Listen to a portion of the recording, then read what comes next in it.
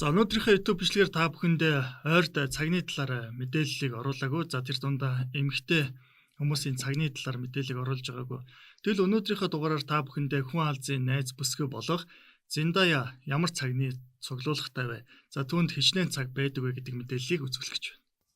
Зендая Италийн алдартай тансаг үнэт эдлийн булгар брендийн иж төлөөлөгч гэдгийг тэр бүр хүмүүс мэдэхгүй баха.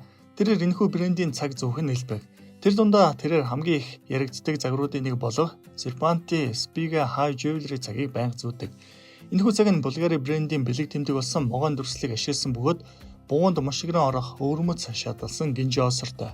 Энэхүү загвар нь цагаан болон ягаан алтаар хийгдсэн бөгөөд очир эрдний шигтгээтэй 35 мм-ийн 156 мянган $100 үнэтэй буюу ойролцоогоор 546 сая төгрөгийн үнэтэй цаг байна. Сэтгэл зүй болон спорт драм төрлийн Challengers кинонд теннисчнээс дасгалжуулагч болсон дүрийг бүтээж олон нийтийн анхаарлын төвд байсан Zendaya Carter брендийн Pantier de Carter цагийг зөөж байсан. Тэрээр Carter брендийн Trinity болон Love боговчигч энэхүү кинонд зөөж байсан юм а. Гэхдээ тэр энэ киноноос өмнө 2019 онд Нью-Йоркийн гудамжинд энэхүү загварын алтан хөлбөрийг зөөж яваа нь анзаарэгдсэн байдаг. Одоогоор Pantier цаг нь кварц хөдөлгөөртэй бөгөөд 1980-ад оны анхны загварт байсан Ром тоонуудаар тэмдэглэгдсэн дөрвөлжин тоонуудаараа алдартай хэвээр байна. $4350 буюу ойролцоогоор 15 сая орчим төгрөг.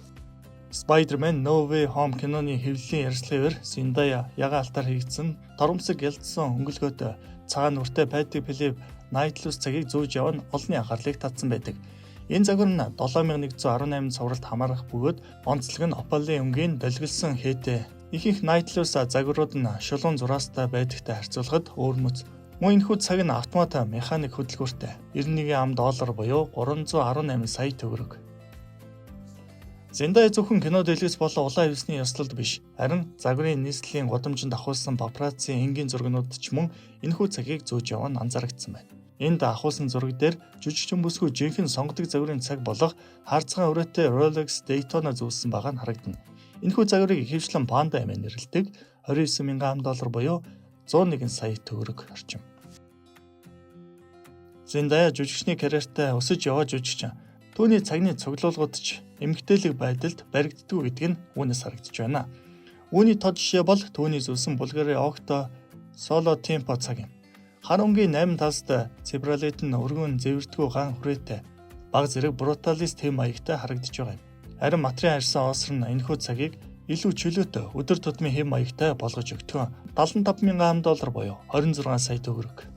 Дараагийн цаг Mythical арга хэмжээнд жинхэнэ хатан шиг Zendaya байж чадсан байдаг.